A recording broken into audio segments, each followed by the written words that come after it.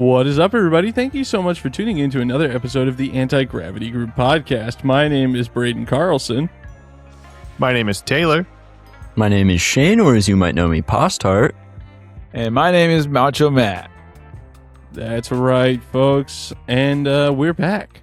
Welcome to the first February episode, I think. I don't know. I'm not really paying attention anymore. No, I guess that would have been already. That was Monday, February 2nd. Okay, welcome to the second February episode of the Anti-Gravity Group podcast. Today, we're talking about a question I posed on Facebook and a bunch of other locations where I asked what people think is the most historically significant hobby rocket flight of the past decade. To which a few people missed the prompt there a little bit and went well beyond the scope of a decade. So we're going to avoid those ones. But my thinking was to the same sort of grandiose scale that Steve Eve's Saturn V was. And if you've been in rocketry for a long time, when that happened, it was like a groundbreaking sort of event that to this day everybody knows about, right? So we're going to get into that, but first I wanted to just play catch up a little bit. What have you guys been up to? Because I went to a rocket launch. I flew some rockets. I want to see what everyone's been doing. What have you been working on? Working on being able to walk because my back went out. Yeah, Taylor's 105 years old now. Yeah. Nigel's here, folks. How are you doing now? You gonna be able to roll some coast? Yeah, we're doing good. I went to the chiropractor yesterday. We're bending over. We're doing this thing. So, Dude, I did a little rocket work over the weekend. Whoa, what'd you do? Whoa. I had to put my epoxy in front of a space heater so I could get it to come out of the bottles. That's crazy. It was 82 degrees here today. Yeah. And what's funny is that warm temperature is going to be here when we go to LA later in the week. So I will say though, I'm going to knock on wood here gently, so it's not into the mic. But so far the weather looks clean and sunny while you guys are here, which would literally be the first time that's happened the whole time you've been here. Wow. Yeah, I don't want to talk about it too much to jinx it, but I did work on building up the Hercules fins over the weekend. Whoa. So we're halfway there. I got one side of all the fins glued on. Dude, what's going to be cool is this is after all the Anti-Gravity Group podcast. So we talk about roller coasters a little bit from time to time. When you ride Twisted Colossus and it just annihilates your back again, then we can get you a wheelchair and we'll be able to go to the front of the line for everything. And Taylor won't be able to ride, but you'll be. Yeah, well, it'll just be Sam and I will ride X2 and it'll be a blast while you watch. I think I'll fly out and fill the place for Taylor. I was telling my coworker today, I was like telling him how I probably need to try to make another chiropractic appointment before I go to California. He's like, "Aren't you planning on riding roller coasters while you're there?" And I'm like, "Yeah, it'll just snap it back into place, you know." Yeah, it'll straighten you He's right like, up. "You're It'll not be going to good." be able to walk when you come back to work." And I was like, It's so worth it though. It'll be. I'm gonna ride X2 and Twisted Colossus. A nice rough wooden coaster is all the chiropractor you need. Maybe the roughest coaster in the U.S. currently. Yeah, dude, have you been on Apocalypse? Yeah. Yes. Oh dang, it's pretty violent. Just have Nigel knead the biscuits on your back. Have you tried that? Yeah, he's been helping. All right. Okay. That's good. Yeah, that's good to hear. All right. Well, I guess we should get back to rockets. Postart, what have you been up to? I built a rocket today. Assembled. Yeah. No way. It's not done, but built a mini mag. Oh yeah. You think it'll be done in the year? Yeah. Oh yeah. Dude, if it's not, I'll fly it at Airfest. Dang. Nice. Matt, what do you got for us? Well, I did get a new part from Featherweight. I actually got that like a couple weeks ago. Thank you, everybody. They sent me the part. They were really quick on the shipping, and I basically told them what I did, and they're like, "Yeah, just give us your address, and we'll send you a new part for free," which was nice. So, Idiot. shout out to them. Yeah, basically. Shout out to Adrian. Yeah, I was gonna say I don't think there is them. I think it is only Adrian. Yeah. So Yeah, and you put a note in the box that said, "Don't mess it up this time, stupid." Stupid. This is exactly why everyone cumulatively thinks that we are all mean to Matt, but Taylor's bullying just radiates so much that Postart and I get kind of thrown into the mix. Yeah, that's absolutely true. Don't put it all on me. We all like punching that. I'm not putting it all on you, just most of it. Says the guy that it's likes like to punch on Matt the 80% most. you and 10% me and Braden. Well, it's because I've spent the most time with Matt. That's true. That he did live with me for like a year and a half or something, so that adds up. Although Matt's got that actually Stockholm wasn't the worst of it. I'll say we probably got along the best when we lived together. I think the rally part's definitely, probably put some stuff. That's where you earn the most deserved bullying. Is that what you're saying? I suppose. Partially. I'm sure you could think of other reasons. Yeah. Understandable. I mean, we haven't crashed the car yet. So we'll do a live episode where Taylor just lists everything Matt's ever done that made him mad. And that'll be great. A sort of breakdown for the people why Taylor is so angry and mad all the time. That could be a good episode. A good little segment for you. You'd be like, "Oh, well, I totally get it now. That actually makes a lot of sense." I can make a rocket like with all of your hatred towards me, and like I can write them all down on the rocket. It'll be like the opposite of the guy that made the Macho Matt rocket. Yeah, the anti-Macho Matt. Yeah, the why I suck rocket. Dude, well, I'm definitely going to not replace the 9 volts in that. I'm just going to send that one straight into why I suck instantly comes in ballistic. That's why. I remember. Okay. Right, well, other than that, I've been working with TJ Snakes a bit on a space shot rocket. Wow. Yeah. Going to space, everybody. Okay. Well, no, you can't say that because then you're actually misleading people. But if you want to know about Matt's space shot, we did an episode about that. What feels like not that long ago, so probably like a year and a half ago. But, I went out to MDARS. I flew some rockets, and it was awesome and perfect. And we'll just move on. Yeah, nothing went wrong. I flew my mini mag on a J570. Went unbelievably hard. It was pretty nuts. And then I rallied it and ran it back on an I-435 right after. But I think my chute release has an issue. So I flew my binder design XL on a CTI I-180 skid mark, and it was actually a really good one. But then my chute release for probably the 12th time didn't release the chute. And yes, I do know how to use it. People have been like, well, did you do this? I'm like, yeah. Don't you just turn it on? Yeah. Or do you have to do so? Yeah, pretty much. That's it. Yeah, dude, you set the button, right? I think maybe mine, like the PCB has like a bad solder joint or something that the like shaking shuts it off or something. Wow. The one I just bought, I've only used once. I turned it on and then it didn't release. So, dude, the one time I tried using one, it just launched. And it was still just blinking. Yeah, that's what's funny is the one that's broken is the one you bought me as a replacement for that. Oh, so I have a second one that I think maybe I should just switch to that guy. But that one's used, so I've been like, well, I don't want to use the used one just in case something's wrong with it. But clearly, even though every time Postart's flown it, which probably is also a dozen times, it's worked fine.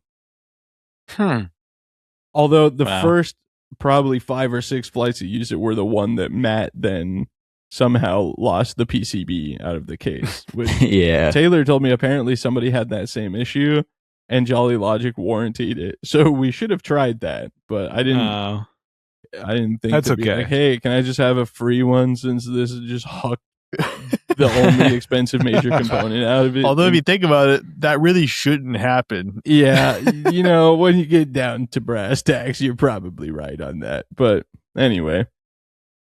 Okay, so I'm curious what you guys thought. Matt has already admitted to us that he didn't do his homework. So, of course, you know what that means, Matt. You're going first. So, Okay, that sounds good. what of the past 10 years is the most historically significant hobby rocket flight? And I one more amendment. Somebody was like, I suppose amateur rocketry doesn't count for this. We're really splitting hairs here. All right. Yes, We're talking high power. Just high power rocketry in general, but amateur rocketry, I feel like falls under the same, like, not a commercial space flight is what I mean. Just something somebody built. I understand that, like, a college team is doing amateur rocketry, quote unquote, and not hobby rocketry. But at the end of the day, it's still hobby rocketry, right? I understand they're progressing careers and No, it's not. No. I know. Yeah, so anyway, sure, count amateur rocketry because those people are not doing it for fun and they are not having fun. They better not be, or I will find out and I will tell them that they're doing hobby rocketry. Okay, they're gonna be sternly in trouble. Well, I have. He's Googling something. He's Googling it. Actually, let's just put it up to Chat GPT and see. Okay. Oh gosh, no, hang on. I feel embarrassed because I want to say a certain because group. you asked if there's anything you needed to prepare for earlier today. Well, yeah, I'm embarrassed for that, but I'm also embarrassed because the thing that I'm trying to say, we had them as a guest on our podcast, but I forgot their name. And I want to say, the Half Cat. I want to say the Half Cat rocketry rockets have been pretty key as far as like potentially changing the trajectory of high power rocketry. Potentially, I don't know. I'm just shooting from the hip here. That's a fair point. That is actually a good one. Yeah. Not one that I even had on my list either. So good job, all right. Matt. I was trying to recall the name. So one of my nominations, and I've got two, and I have to assume Taylor and Shane are probably on the exact same wavelength here, but one of them was also a guest on the podcast that I was wondering if you were trying to figure that one out. So, but Taylor and Shane, are you also up on the fence between one of two choices? Yeah. I don't think the same. I think one of them's the same, and then the other one maybe not. But okay. Also, so Shane and I definitely have the same too. So you go ahead, Taylor. Kip with Mesos. Yep. And then for my other one, I had Joe Barnard with the SpaceX model rocket. Okay. Landon. Yep. It's not high power, but I mean that really I feel like made a wave and got a lot of people, drew people into rocketry in general, and just like made it out of the hobby circle. Yeah, out of the zeitgeist. Definitely. Yeah, into the makers area. And also, I mean, since it's happened, there's been another person that's landed a rocket like that. There's a whole like fleet of people now doing like active guidance and stuff, which was really only a thing you saw Jim Jarvis doing before. But Joe made it all so open source that people are just doing it now, which is crazy. We've got that guy using the like H-13s or the G8s or whatever and hovering and then landing it and getting caught like the Starship booster. So yeah, I think that's a pretty fair one. And I mean Kip, obviously, right? And this is I think people misunderstood the assignment just a little bit in some cases, in that I was like looking for an equivalent to the Saturn V. But when Steve Eves did the Saturn V, it was in an era where people were still flying really big rockets with really big clusters, and that's why it was such a like groundbreaking step. Because it was a P and 6 N5800s. Is that what it was? They were low-key ends. I don't remember what they were, but yeah. Oh, P okay. and 6 ends. Yeah. Or 8 ends? So 6, 8? I don't know. I don't know. lot. We probably should know this. I'm like, this Yeah. is like the most historical thing that happened to the hobby in the past 25 years. What motors were it again? Let's see. Man, Steve Eves has a Wikipedia page. Whoa. That's crazy. Well, hold on. Now we need to know. Oh, the N3800. So yeah. Oh, 8 of them and a P motor. Crazy. So there you go. The N5800s were the 1Bs, right? Yeah, which went very hard as well, but Dude, not just nearly. imagine being in a timeline where you could just buy 6 N5800s at a time if you wanted to. What a time to be alive. And they were like $900 or something like that. Yeah. Times are changing, dude. But yeah, that's not really what goes on that much in rocketry anymore, right? We're trying to keep that tradition afloat, and the people up in Washington are doing that, and there's a few places here and there where people are still flying big rockets, but like performance is the name of the game. And to have a subclass 3, well, I mean, it was class 3 by ball standards, but by propellant weight and by the FAA designation, it was subclass 3, just a 2-stage rocket he built in his garage and took to Black Rock in a Subaru Outback and then flew 293,000 feet. Is a rocket that, I mean, it was all composite, right? I mean, well, the booster was just a motor case with a fin can on it, right? But I think the sustainer was. But yeah, no aluminum fins is what you mean. Yeah. Yeah. I mean, it very much was just very basic construction, and it to me really stands out because it's so much just like it proved that you can do something that simple and that small and reach that level of performance. Yeah, and I mean it's funny to be like, oh, it's such a simple, like basic project, and it sounds like we're slighting Kip, but you can listen to the episode with Kip where he himself says that. So it is a really well built and really well executed project, but on the grand scheme of things, it isn't like super complicated. It doesn't have any guidance. Matt. Yeah, we're like, what's the secret sauce? He's like, it's just very he's basically said, I don't know, this is simple and repeatable. I was digging in. I wasn't there for that episode, I don't think. Oh yeah, that makes sense. Yeah, I was like, what is this? And I'm like, wow. But my eyes were like, you should go listen to it. Yeah, too bad you couldn't be there for that one. Oh. But it was pretty cool. He's flown it 3 times now and had like fully recovered it every time. So it is crazy. But Shane, I have to assume the only thing better than an amateur rocket almost making it to space in both cases for you and me for our other option was an amateur rocket making it to space. And that's correct. The New Zealand rocket people, they're going to be like, okay, stop that. Don't do that. Meraki 2.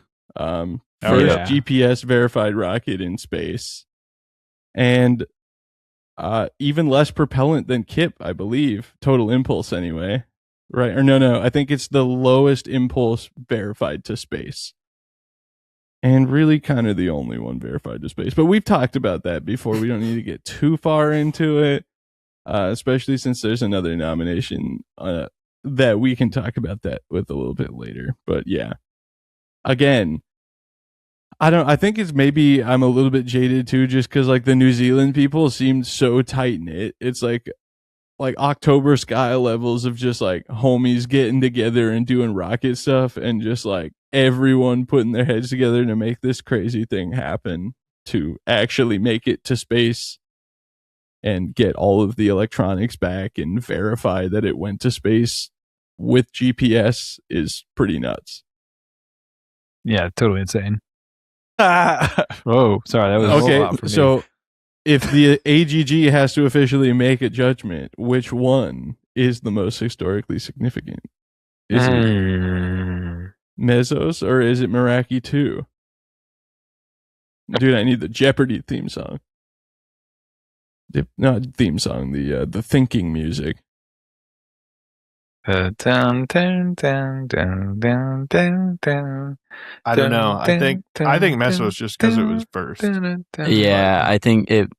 I mean, maybe the New Zealand guys can let us know, but I have to assume it heavily inspired their flight. Yeah, I don't know actually, but yeah, I don't know. That's a tough one. I'm willing to take it if there's significant votes. So maybe if you asked us in 5 years, I would have a different answer. I don't know. Right. The New Zealand thing was so recent. It's such a groundbreaking thing, though, to be like, okay, here's the standard now.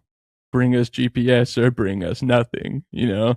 At least that's how it works in my head. That's kind of how it worked before in my head. But again, we don't really need to get too far into that. What do you think, Matt? Which one wins? I mean, I like the thought that if Mesos inspired Meraki, then I would think Mesos. We don't know that though. Okay, right. We can't fully operate that would be assumption. That's true. Be speculation. Yikes! I'm just gonna say my answer. I think Half Cat. All right. Well, thank you, Matt. Thank you. You have to pick one. We need to make a definitive answer for the people. Oh my gosh, there's so much pressure here. All right, well, dude, I'm gonna say Mesos. All right, there you go. The official AGG sponsored most significant hobby rocket flight, not amateur. Kip enjoyed himself, so therefore it wasn't amateur. Couldn't have been. Is Kip Dalger's Mesos. And if I find out that there was a split second of him not enjoying that process, then it becomes amateur rocketry, and all bets are off. Oh, there's no clapping or anything? Wow, that was it? All right. So I posted this one on Facebook as well because I was really curious to see what people would say. Special shout out to Rob Dom, who most people are probably not going to have any familiarity with in this zeitgeist, but he's an automotive YouTuber. He's way into rotary engines and commented on the post and said, probably the MW 180-14, but that was a little more than a decade ago, which is a German rocket from like 1941. But honorable shout out to Rob for popping into the comments because that's really hilarious to just have some input for that. At least he had within the last century. Yeah, a lot of people get those two things confused, so it makes sense. He was off. He accidentally had another zero in there. Well, it happens every once in a while. True that. It happens to the best of us. Okay, so there's a lot of them, so I'm going to kind of,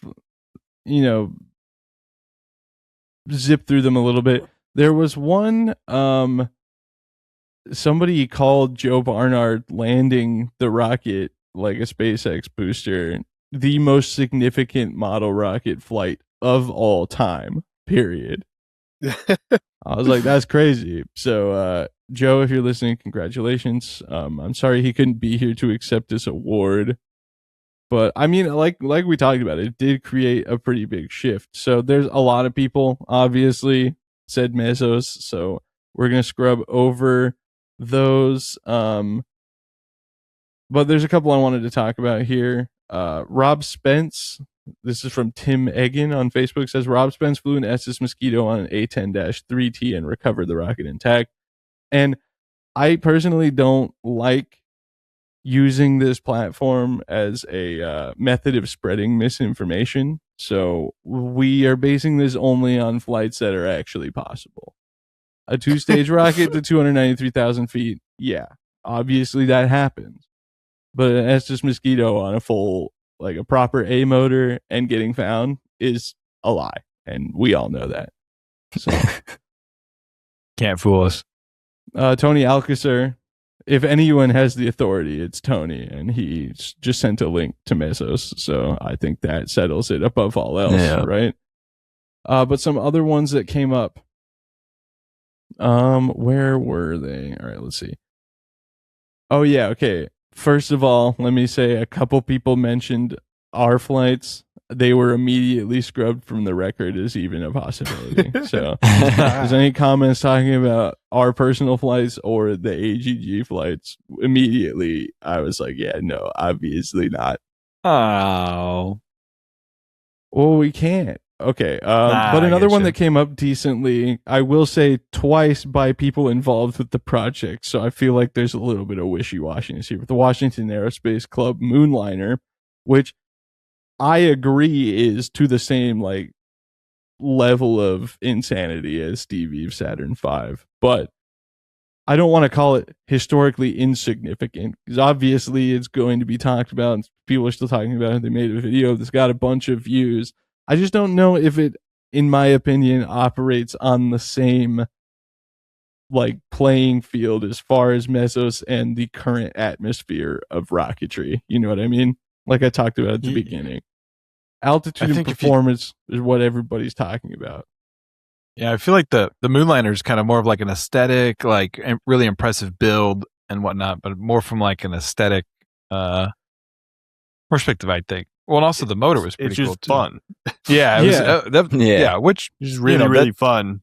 That's the Yeah. type of thing that people like us are going to talk about in 20 years. Right. Yeah. So Right. it does have some historical significance for sure. But does that get you a Wikipedia page? I just don't think so. No, probably not. I wonder if Unless Kip it's has one, dude. our That's what I was Wikipedia about page. to ask. Right, if we make one. I mean, I don't know. Nope, Kip does not have a Wikipedia page, so maybe we're misguided in awarding him that as well. Does a rocketry forum thread count? Yeah, sure. Adam Canepa nominated Jim Jarvis's 3-carb yen flight at Balls in 2018. Again, what is 180,000 something feet, I believe. And I mean, Jarvis in his own right, not even just that flight, but just Jim is kind of, even beyond the span of the past decade, is like in his own right a historically significant rocketry figure. That's just how it is. We talk about his level 3 like every 4th episode on this podcast. All right, good talk. Yeah, we do. I think with the Joe Barnard rocket, there's so many people that I talked to at launches that are like had recently got into it. That's like, yeah, I saw that on YouTube, and then I did some more digging and found out about hobby rockets. I think that's pretty crazy. And I mean, that is like one of those things that's like historically significant in a way that it kind of brings people in that are from outside the atmosphere. And Kip's video has a ton of views. Yeah. 6.3 million, in fact. Dang. So, Whoa. Good God. But yeah, it gets shared out or like tossed around a lot of just like general science and, I don't know, truly viral stuff. And then people are like, oh, what's this? And then next thing you know, they're find themselves in Argonia. Yep. Someone else, Brian Clark, also did say, Matt, the Half Cat liquid demo at Balls, and then subsequently I'll add the ones at Argonia, which is, I mean, in terms of the hobby, really significant, based on, governing body involvement, because I know I've seen them. It looks like they're having fun and enjoying themselves, but I promise you, until they went to Balls, they were not having fun. It was not a hobby. It was full-blown amateur rocketry. But now to have that open the door to people actually being able to fly liquids at Tripoli launches is far from insignificant. And I think again, that's going to be. I attribute that more akin to like. I feel like it's sort of like when electronics became really affordable, like it sort of changed the path of rocketry from everybody flying motor deployed. There's no more M1939-25. No matter how bad I want one, that won't change. Or, like composites becoming affordable and available for more than that's a better comparison. a You're small right. percentage. Because it was, that is why Triple E exists, because it was against NAR's rules to fly over the total impulse of, it was what, like an F motor back in the day? Yeah, I think so. So that Triple E became a thing because NAR wrote a letter to somebody for flying too big of a rocket motor and endangering the hobby. So Triple E was really the reason composites and high power sort of got to stay part of this hobby. And, obviously it's come quite a long way. NAR clearly has since changed their mind on that. But if you haven't read Large Dangerous Rocket Ships by Mark Canepa, you should check it out. I should check it out. I'll be honest, I've not read it, but that was something I learned from the excerpt. So there you go. Also, that book has some really historical flights in it, apparently. So I need to read it so that we can do another episode on big, giant historical flights that people haven't heard of. Okay, this is an interesting one that I wanted to bring up. Jeff Howard's Mercury Redstone. Taylor knows. Shane and Matt, do you know what that is? I do. I've heard of it. What was the name of the redstone? The Mercury Redstone. Okay, I know about that one. Wait, do I know about who's Jeff Howard? Oh, okay, that was the name I was looking for. Taylor, do you not know what I'm talking about? What era? I may just not know the name. This is within the last decade. This is what I'm digging at here. Not only is this a big undertaking, I think to this day, it's still the world record holder for the largest rocket ever flown. This was flown at MDRA in 2018, and people just don't know that it happened. Lost on me. I don't know. I don't remember this. That's crazy, dude. They still collectspace.com. There's still a web page up for it. It looks like this is like a forum post, but it was the one where Neil says Godspeed John Glenn, and then people were like, John Glenn wasn't on the Mercury Redstone. But it flew in April 2018, and I think right now it's still the world record for the world's largest model rocket, and it is like criminally underrated. There's an MDRA video of the flight. It says Jeff Howard and DeWalt. Oh, like did he get the that tool brand?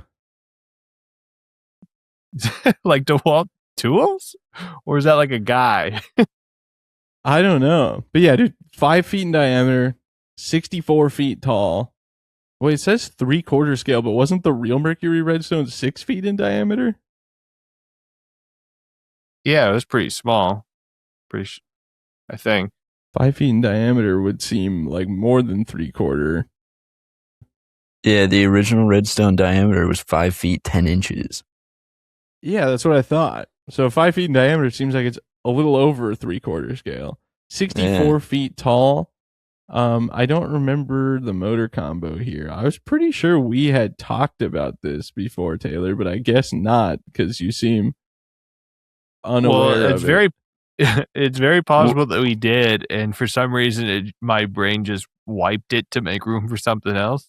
Dude, that's what I'm like, I don't understand how this project has been so missed for so long.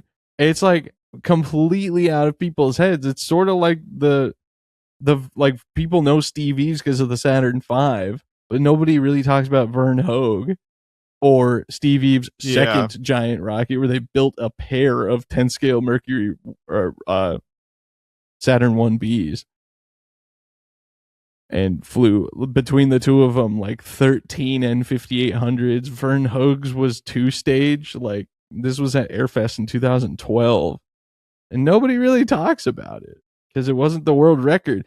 But this was a world record, so it's crazy that nobody is talking about it. And we're back in the era where space is kind of like cool again, and somehow this just all got missed.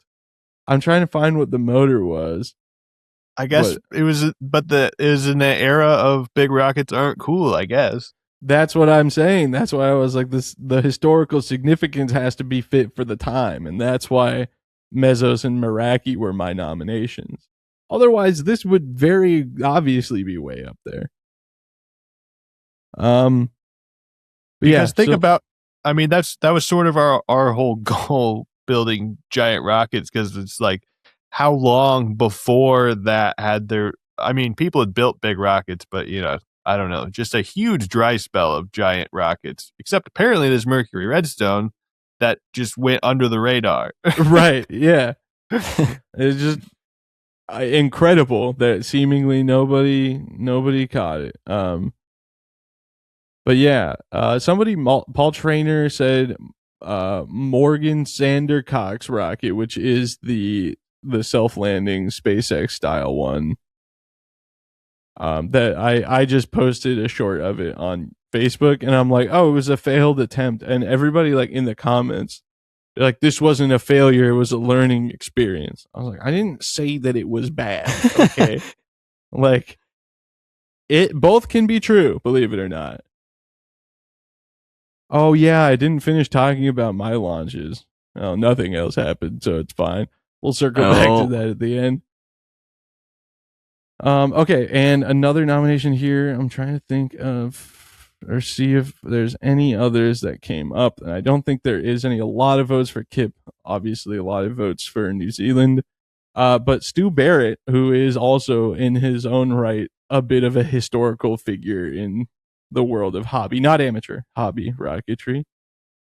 He says, Aftershock 2, the USC space shot at 470,400 feet and Mach 5.5 flew October 20th, 2024.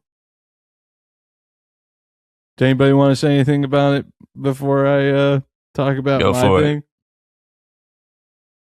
No. Nope. Okay.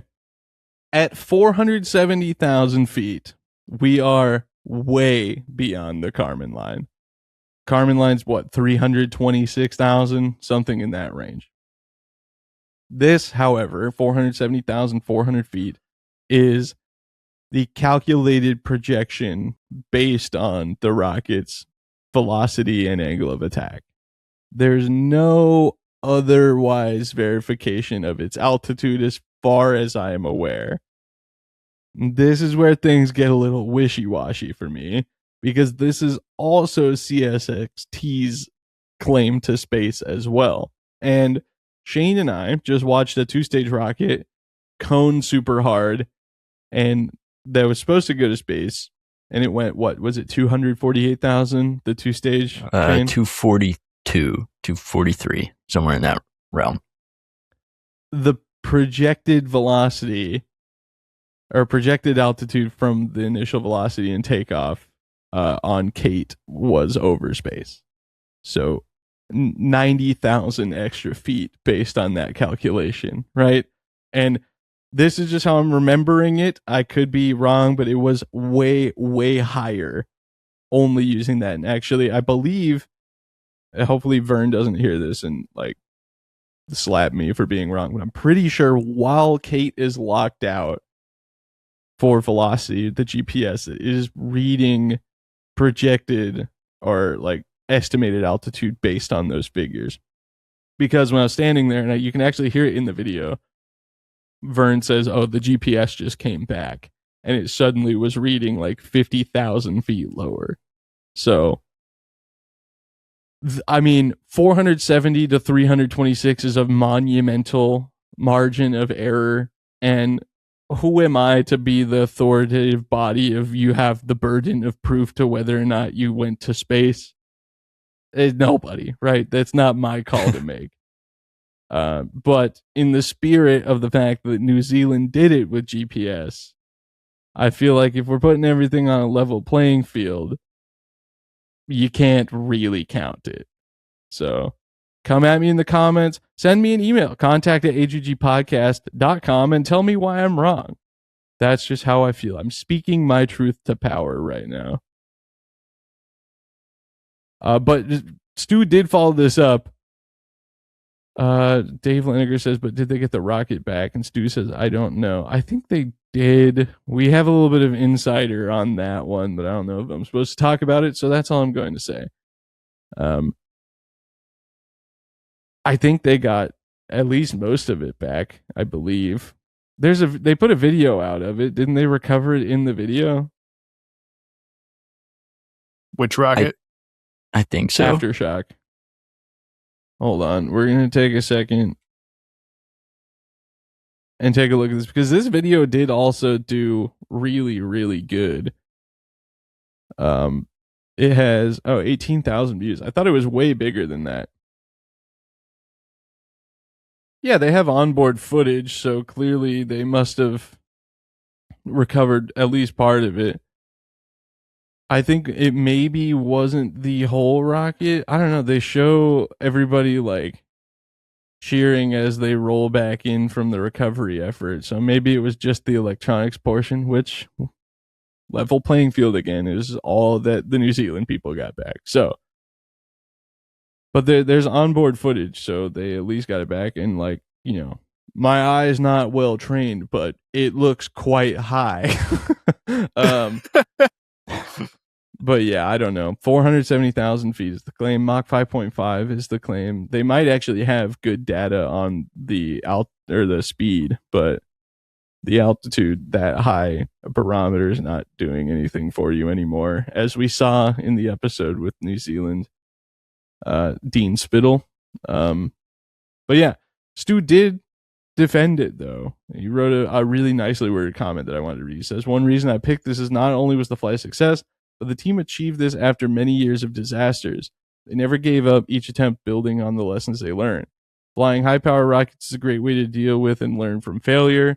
Too many people are afraid of failure, not understanding that is how you learn. There's a strong correlation between wisdom and scar tissue.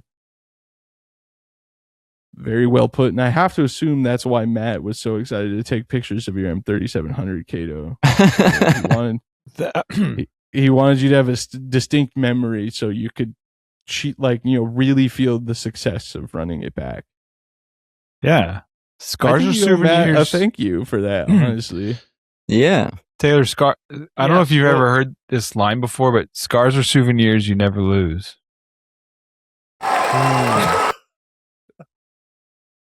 Anyways, you know, my birthday's coming up. You could get me another M3700.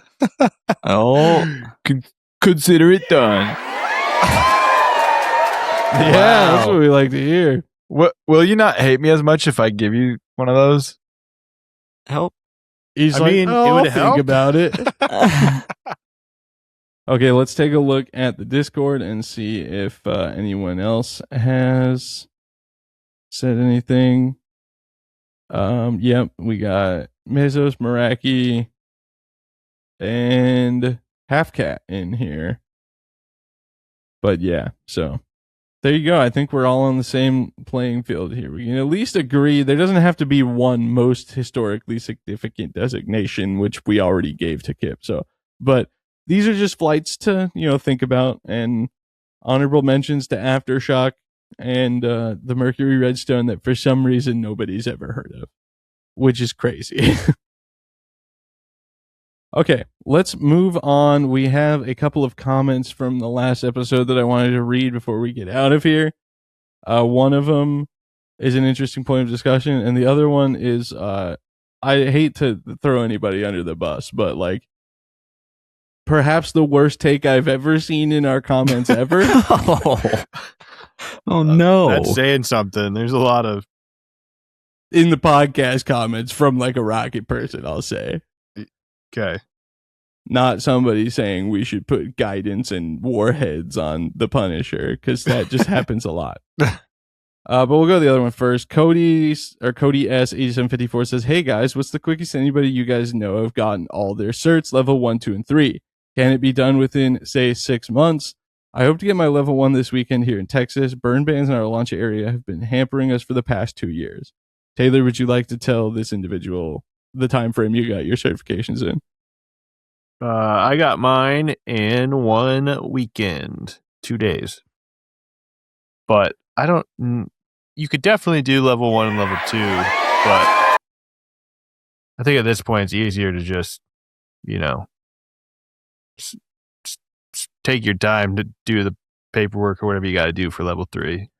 Yeah, I mean, in theory, you could still do it. I mean, you do level 1, level 2 in the same day, and then fly, 2 flights to qualify?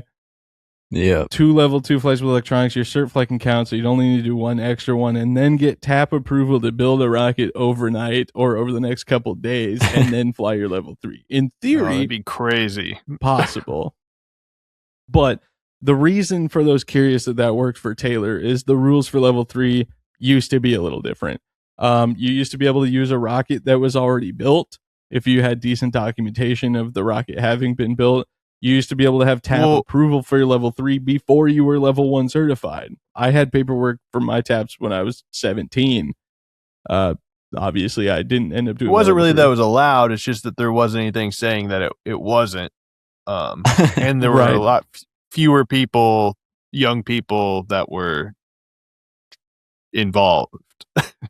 It helps a lot too that, in both cases, you and I, people who were our TAPs knew us and knew that we had flown level 2 stuff for quite a while, and we had experience with electronics, and we weren't just like trying to speed run through the process for the sake of doing it. Yeah, it was established that we could fly level 2 rockets. And then I ended up having like a 8-year gap between my level 2 and level 3 just because I wasn't flying level 3 motors. And that's sort of the point I wanted to touch on here. Was we've talked a lot about the new requirements for level 2 flights and everything. If you're not going to fly level 3 motors, there's not really a point to getting the cert, right? It's, yes, cool, and we meme about having the 3rd stripe on your Argonia tag and stuff, but at the end of the day, if it's like not fiscally feasible to fly an M with any certain regularity, then don't do it.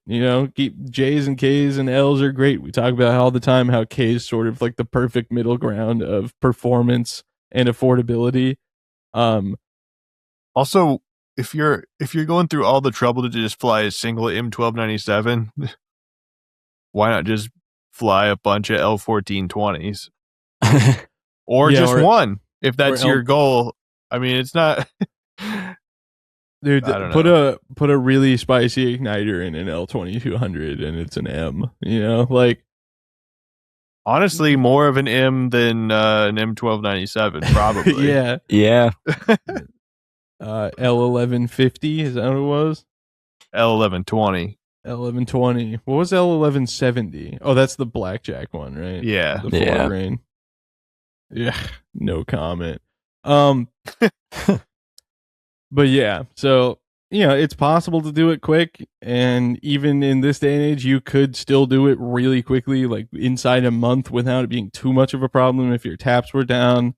But really think about what you're doing it for. If you've got the money and you're like, cool, I just want to fly ends, then go for it. Talk to your TAPs, and if you think you're actually qualified and ready for that, and let it rip. But if you're just doing it for the sake of having the number on the card, it's not really that great, I went to a rocket launch, didn't fly anything bigger than a J, and I had a great time. Even when my Sumi came in ballistic, that's what I was avoiding talking about. Yeah. Big sad. Yeah, my Millennium 29240 case in there too. Almost exactly a year after destroying my 54 2560 Millennium case. Friction fit it. I had done it before with that rocket because I just didn't put a retainer on it. I don't really even remember why. I think it was old enough that it still had an engine hook, and I was like, I'm not doing that. And I was going to order a retainer, just never did. And then Kind of wish you would have had the hook now, don't you? no, because then the motor wouldn't have fit. I thought the Sumo came with the hook that didn't have a top side on it. Oh, I don't know. Yeah, because they did advertise you. Or could do maybe, level or one maybe with it's it. just extra long, so you could put the because it Well, was it'd be- level 1 ready. Yeah, but it'd be the 180 case probably if they stretched it No, for it- anything. It could fit a 240 because it was Oh. on. I remember it was on the card. You could put H180s and H220s in it. Yes. Well, anyway, I flew on a G138 before. Friction fitted, it was fine, but the H210's ejection charge was just a little too spicy. And dude, I just know people are gonna be like, "Oh, see, I told you, friction fit. That S is bad." But I think I said it in the video, so I don't really need to rehash it too much. But I think it's a big difference when it's a motor deploy motor, because if you're using an ejection like electronic deployment, and you just like pressurize the tube enough to spit the motor out the back, you clearly didn't do a very good job friction fitting it. But with motor deploy, it's the ejection charge is directly impacting the case, like trying to shoot it out the back. As Sir Isaac Newton dictated. So Especially if you have a long motor tube that's a lot longer than the motor. So right. it's kind of Yeah. It's a kinda like cannon, really. gun barrel. Yeah. Yeah. Yeah. So I guess I did motor deploy friction fit on the Big Daddy as well, but maybe that's why it came in ballistic the second time. Who cares? Let's move on to the comment I found personally offensive. People can find it, but I'm like, it feels bad to be like, the person who said it is this person. You know what I mean? Maybe I'll just read the comment. It says, it was in our last episode about things you shouldn't do at a big high power launch. He says, never show up at a launch asking people, how do I get into rocketry? Bad take. Yeah. Yeah. That's literally our first advice when we did an episode on getting into rocketry was find a club and go talk to people that are doing it. Like, go find the vendors, go meet the people you'll be doing it with. It's crazy to just be like, God, I hate it when people are interested in the hobby and ask me how to do it. Also, maybe like, I don't know, a very large percentage of people that end up actually getting into rockets, somehow they hear about it and they just, someone's like, come to a launch, or they hear about, I don't know, see it online or something. Yeah, it sort of gave the same energy as people that are like, do not talk to me when I'm prepping a rocket. Okay, I have important work to do. You know what I mean? So yeah, if you're somehow 55 minutes into this podcast and you're not a rocket person, but you'd like to be, don't heed this advice. You know, maybe if people are busy, like we also talked about in the episode, don't just like go bombing up to people and be like, what do I do? But I'm just trying to, well, because like Argonia is close enough to Wichita, and that people, I guess, don't have anything going on. That it's just very common for people to show up that are just like, Not rocket I heard people. there were rockets or something here. Yeah. dude, You know, how could I could I do this? Because they at first they think it's something that, like, I don't know, it's not attainable. I'm like, yeah, no. They're like, how much? You know, start asking questions, and then by the end of it, they're on their way to go buy a rocket. But I'm just trying to think, if you're the guy that's made that comment and someone came up to you and started asking questions about how you get into it, what do you do? You're just like, get super peed off, and you're just Don't- like, Don't ask. yeah, well, why don't you Google it? How's that? well, you need to leave us alone because we're actually like doing serious stuff here. Dude, yeah, the Maybe- Wichita people come out, they flex their money, scratch up your car. It's a Oh my god! Yikes! No, I think the car scratcher was from Oklahoma. Well, still. I either still way. have the scratches on my car. Daggum. Yeah, Yeah, that's what maybe- we like to hear, baby. No. Maybe the commenter forgot to add a not in there. Like, don't not ask questions. Don't not. I ask me how to appreciate get you the trying to rocket- give him the benefit of the doubt, but I think this was just a we have to gatekeep, am I right, folks, type comment. And people were like, yeah, no, let's not do that. So What if I told you it was me that left that comment? I would not believe you because I sometimes am shocked that you know how to work a computer, even though you are an engineer. Yeah, fair. Okay. And the very last I know place it's I would the craziest thing that he's a software engineer. Mind blowing. it's I'm offensive to me, Matt, that you would even insinuate that I could find you on YouTube and the thing you would be looking at is our podcast. There's just no way. that's true. You're S-ing me. Thank for you. that. But yeah, ask questions. Like, if you get a person like this, ask somebody else. For the love of God, we would like you to participate. Okay. Some people wouldn't, but Well, I guess I'm just gonna go home now. you This guy imagine? told me that rockets are not something for me to do. That's cool. I didn't want to know anyways. Dude, that's you're right though. People do think it's like unattainable.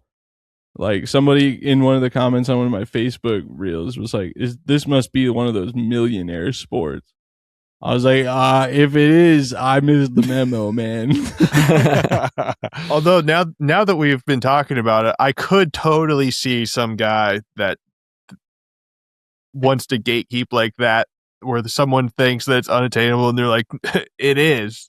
Yeah. I'm actually quite loaded. Thank you for noticing. Yeah, this isn't something a regular person like you could do. This isn't for you pores. Where'd you get your engineering degree? Oh, I work at a grocery store. Yeah. Okay, sweaty. Yeah, you want to do rockets.